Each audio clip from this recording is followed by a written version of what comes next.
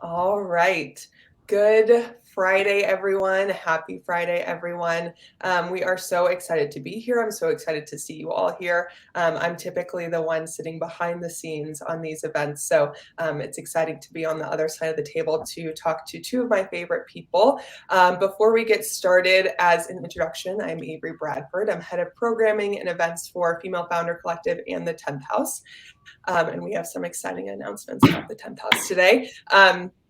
And today we are interviewing, or I am interviewing rather, Allie Wyatt and Rebecca Minkoff. So Allie Wyatt co-founded the 10th House, the North, and Female Founder Collective. So clearly we've got a serial entrepreneur on our hands. She's also an angel investor of some of your favorite companies, and she's also a former CRO. So coming to the table with a lot of areas of expertise. Then we also have Rebecca Minkoff. She is also the co-founder and CEO co-founder of the 10th House and Female Founder Collective. She is the creator and designer of her namesake brand, as well as an author, podcaster, and I'm sure I could list off about 100 other things, but I'll keep it there for the sake of your time. So today's event seeks to pick the brain of Allie and Rebecca. So everyone who RSVP'd had the opportunity to send in questions. We picked the questions that were most asked. So some of you will hear your name shouted out today.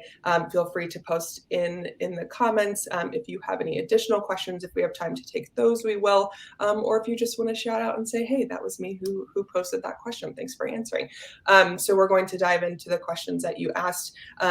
You will hear me sniffling a little bit. I'm at the end of a cold, so forgive me. But I want to jump right in with you, Rebecca. And Nicole, I see your comment, excited about this conversation. So excited that you're here and listening live. So Rebecca, let's start with you. You actually founded Female Founder Collective in 2018. Can you share what was happening in your life at this time?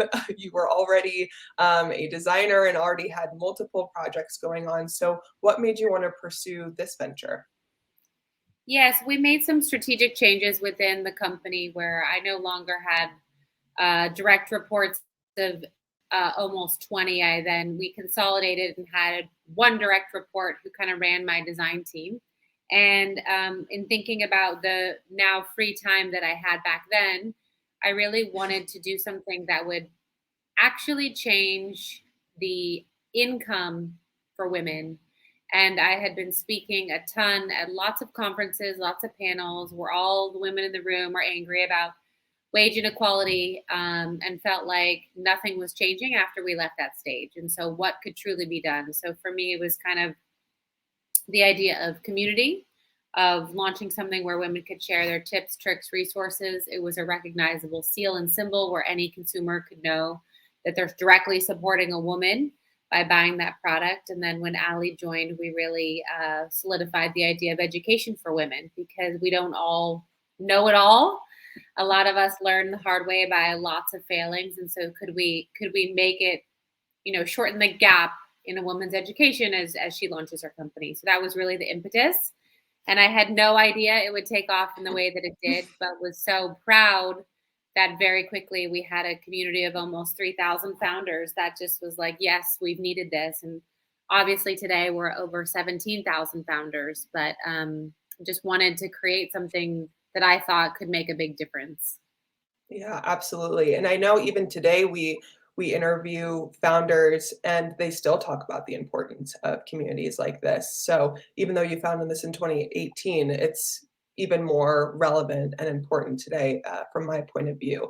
And I know that Female Founder Collective started as a more casual community. It was a Slack channel, and you actually turned it into a private membership community with the 10th House. So if you're all not familiar, I see a lot of familiar faces here actually inside of the chat. I see Mary, I see Karen, Ani, Elizabeth, welcome everyone. So I'm sure a lot of you know about the 10th House, but it is private membership community that was rooted or kind of sprouted from Female Founder Collective. There is that education that you were talking about. There's resources. You can tap into VC networks. You can go to pitch events. There's the community aspects. There's in-person events. There's so much happening inside of the 10th House. And something that I'm really excited to announce today is that because we got so many DMs and emails, we're actually extending applications for the 10th house. So if you would like to join the fall cohort, it now closes on October 31st at 5 p.m. So before you trick and treat, make sure to send in your applications. Go to the 10th house .femalefoundercollective.com to apply. And on top of that exciting announcement, you can use FFC Events 15 at checkout for 15% off. So that's something that's special for those of you today who are joining this event. And to celebrate the extended application date, again, we're taking questions from this FFC community and the 10th house community and people who we want to give back to. So on that note, Allie, I want to move on to another audience question, and I'm going to pronounce a couple of names incorrectly. So I apologize, but Miss Flores wants to know what made you and Rebecca want to start the 10th house. So as I mentioned, it was Female Founder Collective, and then you turned that into the 10th house. Can you tell the audience about the 10th house and why you decided to create it? Yeah. So as Rebecca said, there was a lot of organic growth that happened and sort of organic community that was created out of her creation of Female Founder Collective. And we basically took, I think it was almost 3 years to watch and learn and see what are people asking for inside of that Slack community? What are the most common threads? And the common themes we were seeing were that people needed skills and needed to upskill quickly. They needed to network with certain types of people, right? They were looking for experts and resources, and they needed that, again, quickly. Time is of the essence as a founder. If you don't execute quickly, you can sometimes lose your entire business. And they also wanted to be connected with each other in the specific geographies, by stage, by industry. And we wanted to be able to do all of these things within a free capacity, but the reality is everything costs money.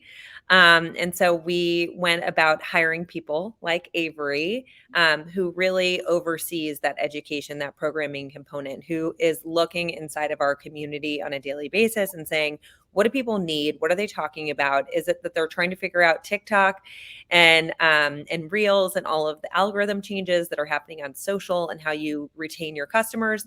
Or is it that they are looking for new ways to build CRMs? Are they looking at Web3 and what they can do in that space? Or are they really trying to figure out how to get investment ready? So creating these pitch programs. So we really wanted to crystallize the programming structure. Avery, you've been incredible at doing that and just going out and finding the best of the best as far as expertise to actually teach on these topics and upskill people in real time as they need.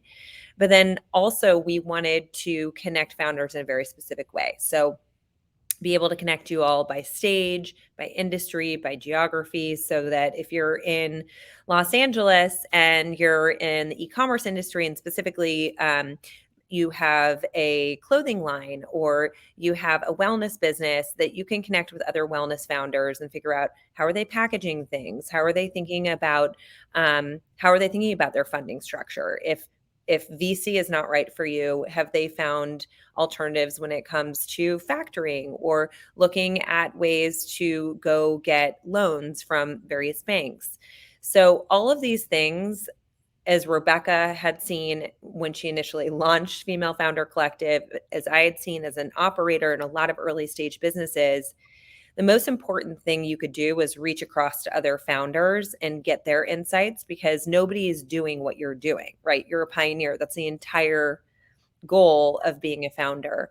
And I think it does go back to the broader mission that Rebecca was talking about, and that I think the fastest way we can get to parity when it comes to pay and getting women as wealthy as men is you all going out and creating your own futures and starting your own businesses and saying, this is how much I need to be paid. This is how much money I'm going to make. I'm going to make generational wealth.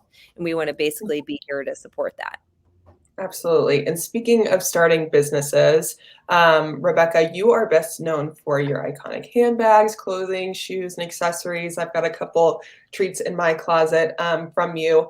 But Jamie Nesser wrote in, she said, I just love your clothes and have a closet full of them. But her question is, what was the process of scaling your ideas into actual production pieces? So specifically when you started out, which I know is an interesting story. So I was originally making all the clothing myself. That was not sustainable. I then combed the garment center for a small production facility and had the opportunity to meet with a gentleman who would make all the patterns and also sew the garments, which sometimes factories separate. And so that's how I did it in the very beginning. And then with the bags, it was similar. I found a factory, he had a pattern maker, and he also did small scale production. I know people like to immediately jump to overseas because it seems easier, but usually that comes with scale. So you have to sort of know that in the beginning you're going to pay a premium, but as you're learning the ropes and getting used to business, I think it's always good to make locally so you can oversee the product and have that intimate experience with it before you just jump and then get your samples shipped to you and they don't look like anything you ever imagined. So that's kind of how we did it for the first, I would say, 3 to 4 years until we did our first overseas production. And then you obviously have to hire for that, someone who's been there, done that. Even though that might be costly, it'll save you so much money in mistakes that we made not having hired someone whose expertise was overseas production. So that was a little bit in the beginning of how we started, but it's different from industry. You know, cosmetics, smaller items can be made overseas right away. But I think when you're working with garments and you're fitting them and they need to look good on someone, it's always good to sort of keep it close in the beginning. Absolutely. I love that approach, starting local so you can keep an eye on it. I've never actually heard someone explain it that way, so that's amazing. We're getting questions in the chat about FFC in the North and 10th house, and actually the next question, Allie, is associated with the 10th house, and we had a couple of great questions, and that's breaking down the difference. I'll do my best, and then Allie, if you want to hop onto that, I would love for you to do that as well. But FFC was where it all started. That was a way to give back to women within the community so that they can give back to their communities and their businesses. And that's with the seal to show that they are putting their money where their mouth is and to allow others to put money where their mouth is and say, hey, I am supporting female-founded businesses. And it's also a way for us to give back through grants and scholarships and opportunities like that. And from Female Founder Collective, we created the 10th House, which is the private membership community.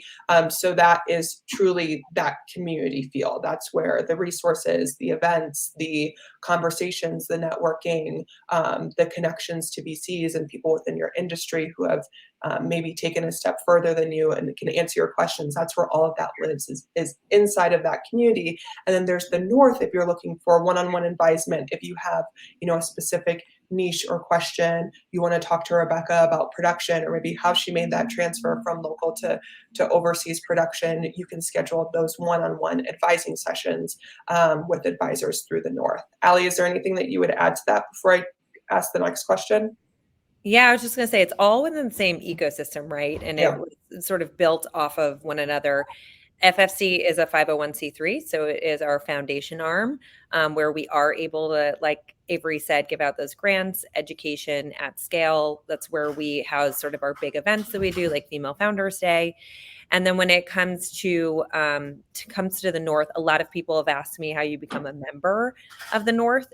The North is not membership based. It's actually, you can go there as the general public. But what I will say is that 10th House members actually are the first to my daughter's creeping up next to me.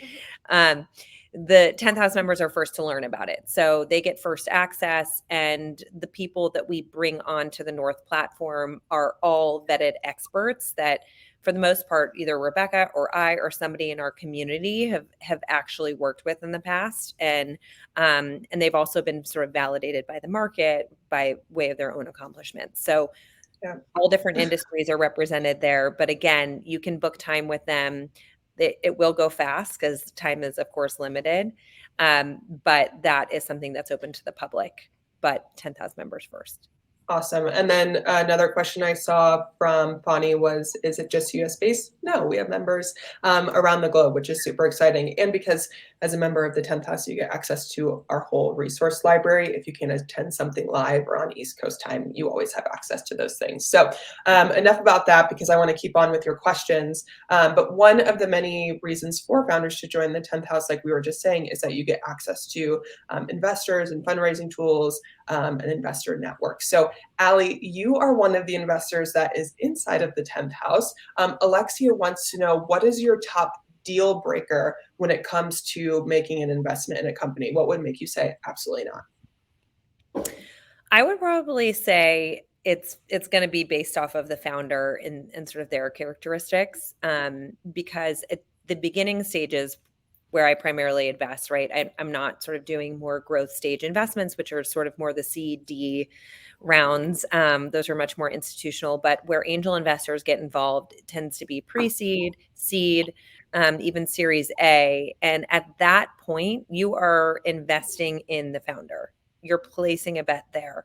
So if that founder sort of displays things that are perhaps alarming, something that might be an example of that is that they didn't follow up on a conversation that you had, right? Because persistence and follow up is going to be one of the number one things that a founder is going to need. I also think a founder's belief in themselves, because at the end of the day, you are going to be having. Oh, Ali just cut out. But while we wait for you to join, Rebecca, you actually were a judge at a recent pitch competition where we awarded a founder $20,000 and another one $10,000. What Ali talked about what would make her say no, but what would make you say yes to, extend that opportunity? I think first and foremost, I'm looking for the founder's enthusiasm. I think that when you have a company, you are thrown every curveball imaginable, and you have to persist through that and always have that North Star. So if someone seems sad or too calm or not jazzed about the product that they're going to have to sell harder than anything they've ever sold in their life, that's a red flag. I also think that, I look for creativity, the ability to overcome obstacles, to constantly be optimizing for success, and sort of just this idea that nothing's going to get in my way, nothing's going to stop me, because again, as founders, you'll be tested over and over again. We still are. And so it's that sort of persistence that sort of shines through that makes me excited to partner with someone. That's interesting. It seems like both you and Ali, the investment process is really rooted in the founder themselves. So that's really interesting that you both view it that way. This next question is a fun one, and it is for both of you. And that is, what are your favorite publications, like your Instagram accounts or TikTok accounts, podcasts, books, whatever it may be, that inspire you or teach you something? Ali, let's start with you. Well, plug for Rebecca's Superwomen pod. It's an amazing one because it's rooted in these like real raw conversations from just some of the best executives and leaders out there. So big shout out on that. I would also say I am not a big TikToker. So I follow a lot of my people on Instagram. And then there are a couple of newsletters that I love to read. There's actually something called, it's WT FinTech, like what the F in FinTech. And there's a woman named Nicole Casperson, and she writes those newsletters, and they're just super informative. They're centered a lot around tech, but they give a lot of really helpful advice when it comes to building businesses, retaining talent, the tech stack that you need for various different industries, as well as a lot of sort of finance tips, but done in a very cheeky, digestible sort of way. So she's one of my favorites. I actually just connected with her this morning because I was like, I love your work so much, and we'd love to work with her. And then I follow people like Female Founder World. There's and then it's not Female Founder World. I'm now trying to remember the name of the podcast that I follow as well. Ladies Get Paid is another really great one for just thinking about budgeting. Alex Carter is amazing, who talks about negotiations. So there's a lot of individuals that I follow who talk about sort of different nodes of the founder experience that I like to sort of get behind. And then also another shout out, there's a woman who launched a new business called Women in Abundance. And it is a club rooted in financial wellness for women, which is just super helpful because it brings you back to the basics, gives you a foundation, but also it's advocating for yourself, no matter what your partner does, to really take control of your finances, which I think as a founder is crucial. I love those answers. What about you, Rebecca? I'm just going to be honest. I don't have a lot of time for any of that right now. You've got a lot going on. If I can get to it, there's a woman on Instagram called Her First 100K. I love her. She gives great money and financial and investing tips. And in the past, I just curated my Flipboard to sort of curate all the articles I want to read, whether it's Web3, finance, tech. And then Kirk Palmer and Associates puts together like a daily digest of at least within the fashion industry, of like news and headlines. And so I'll skim that. But I'm just going to be honest. That is all falling by the wayside these days. That's why I have to do Instagram. There's time for nothing else for me to just passively scroll through. Allie, I feel like the moment your kids are old enough to be on TikTok, you're gonna hop on the TikTok train. I think you will be addicted. I enjoy it. I just can't figure out how to keep it downloaded. That's what a dinosaur I am. It's okay. They're tracking you, and it's scary. I know.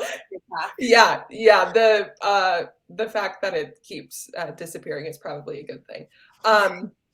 Okay, the next question is specifically for you, Rebecca, because you have such an inspiring origin story. I know we talked about in a previous interview, I think you took your company from, was it 60K in debt or credit card or something to, and it was an at-home passion project. As you mentioned, you were making things at home yourself, and you turned it into this world-renowned brand.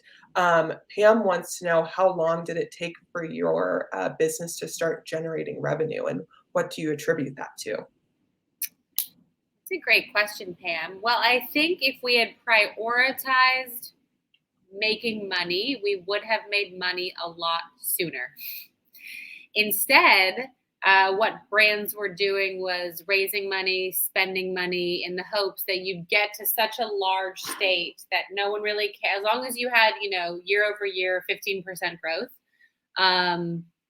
you would attract investors and they would buy you for $1 billion, and then you'd get your payday, and then you'd worry about how to make money.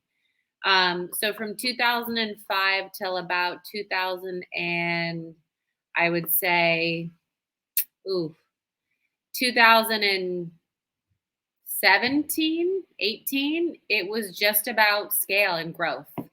And then one day that conversation shifted and people were like, well, are you making money? And that's a really hard thing to then back into. So I always tell people, make sure you have a plan to make money, unless you're a platform that its goal is to scale quickly, like a technology or an app, where you will get to a place where people will buy you for an obnoxious sum of cash after you've raised a lot of money. I tell everyone, like, build a life you want to live and a life you enjoy, and pay yourselves and your employees well, and take vacations and live. Don't hope for this pot of gold at the end of some mythical rainbow, and then someone's like, well, you're not even profitable. So I would say it took us a long time to get profitable.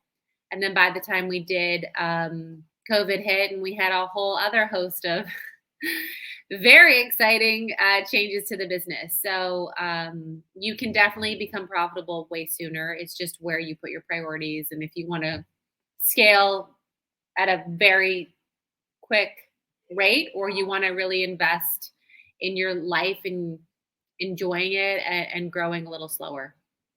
Yeah, figuring out where your priorities are before you get started is definitely key. That's For a sure. great note. Allie, we have a question from Monica Monfrey, which shout out to Monica. She's actually a member of the 10th house and has hosted a workshop for us. That was really wonderful. Monica asks, how do you manage multiple businesses? You have FFC, you have the 10th house, you have the North, you have wonderful children who are joining us today, in addition to many other things.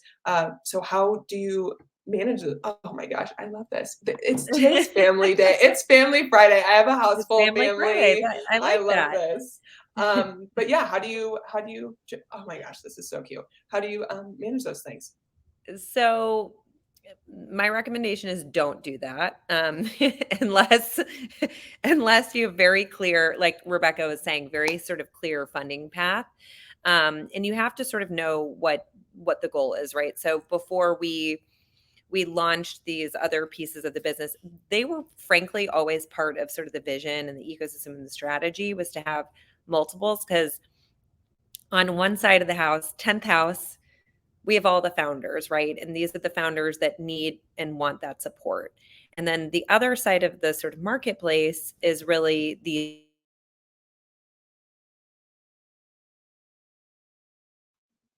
Oh, I think we lost you again, Allie. So I'm going to, Rebecca, ask you your next question, then Allie, when you're, oh, wait, I can see you again. Keep going. There we go. I don't know what's going on because I'm at an office. Like there, and we actually just got tested yesterday to make sure our internet was fast enough. So clearly we passed the test erroneously. But I don't know where it cut me off. But I was basically saying you have to have a really clear plan in place. And I think the most important thing is people. Having people that you know can lead those other operations. So like I'm not leading every operation, and when frankly we had an issue with the North where we had somebody who had to very abruptly leave, and I then had to sort of put my focus on that business and pull away from 10th house and FFC, which wasn't good for the business. So just having a game plan and also a backup plan for that game plan. But really, I think the most important thing is recognizing that you're going to need to invest in people. And also you're going to need to entrust those people to really manage it and run it. And that trust has to be rock solid, that you feel like they know how to do this and they can make decisions and judgment calls without you, because that's the only way that you're going to be able to scale. Yeah, I will say another thing that you're very good at is choosing those people. We have great people on the back end and on the team, and you pretty much can select all of them. So Elizabeth, Jess, Carly, they're all so great at what they do in addition to the many other people who are on the team. So I think that that's a superpower that you have, is choosing those right people to do those things. Okay, we've only got a couple minutes left, so I want to make sure to get to this last question for you, Rebecca, before we wrap up. So Rebecca, you released your first 5-piece capsule collection in 2001, which is wild. Veronica Dean asks, how do you keep from plateauing or losing steam after all these years in business? And I think you're on mute. Thank you. I think, businesses will plateau. You won't be the new kid on the block forever. So I feel like you constantly have to innovate and be creative. A lot of our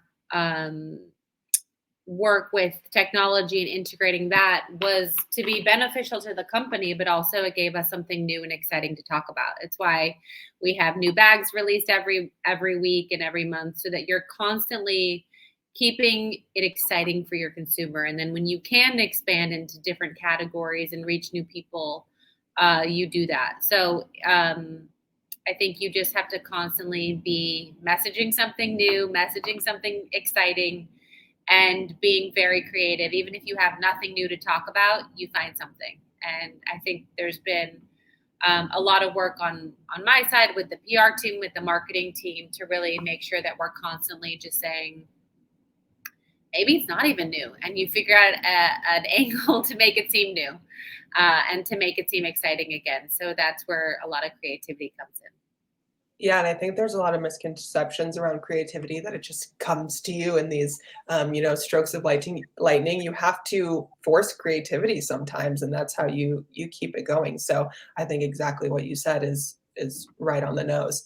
Last question before one quick announcement, and that is from Liz Brown, and I'm going to put a little spin on this. So she says, what would you have told your younger self when starting the business? Because we only have a couple of seconds left, I would love to keep this, 3 to 5 words that you would have told yourself, your younger self, when you started your business. Allie, let's start with you. 3 to 5 words. 3 to 5 words or sentences? Words. I sort of had one thing. I guess it's like 5 words, but run your own race. Yeah. That was something that we heard the other night from a bunch of more mature founders, and it's so true. And what Rebecca was talking about earlier, you can so easily get caught up in so and so raised this much money, like they just exited their business. This company is exploding, and also from the outside, a lot of times it looks like that, and you have no idea what's happening behind the scenes. Yeah. Rebecca can probably attest to the fact that like the PR stories are just that, they're PR stories, and created to create hype, but it doesn't necessarily mean that there's like these phenomenal numbers behind them. So keep focused on your own race and what you want out of it, and just keep forging ahead without looking to the side. Yeah. And Rebecca, what would your 5 words be? 3 to 5 words. I would say that you need to, this isn't going to be 5 words. I'll try and make it quick. You need to sort of clear your head of what you think you've been marketed to. Is it being famous? Is it having a lot of followers? Is it being rich? And just ask yourself, what brings you satisfaction and joy about your business every day? And if you keep doing that, you will be happy, and the money will come and the success will come. But you really, first and foremost, have to say, what gets me up out of bed? What makes me hold on to that North Star through all the struggles and challenges, and that will occur. So don't go into having your own business being naive. Yep, absolutely. And I see a couple of you asking about the promo code. It is FFC Event 15. And thank you again for joining us today, both of you and everyone who joined us live. Typically, I'm responding to you all in the comments as this is happening because I'm on the back end. So it's been so tough not to be able to interact with you in the comments. And I see everything that you're saying. So thank you for being super engaged today. As a treat for attending today's event, as mentioned, you can use that promo code FFC Event 15 at checkout for 15% off the 10th House Fall cohort. Apply by October 31st at 5 p.m. To be a part of this community of like-minded female founders, and of resources and opportunities and ways to engage and grow and scale. You'll find so much inside. I know we've talked about it all. So just to wrap up again, thank you everyone for being here today. Thank you. I was going to say thank you. I think the one last thing I would mention along Avery's note, even if you aren't interested in joining the 10th House community, or if you are, please pass along to people that are maybe in a boat where this could be really helpful for them, because we're only as good of a community as the people that are in it. So we definitely appreciate any sharing that you do. I hope that founders right here. I know. I hope that this is the thumbnail that comes up when we upload this replay. This is the best thing. Okay. Have a great Friday, families and friends and everyone. We will talk to you next week. Bye, everyone. Bye.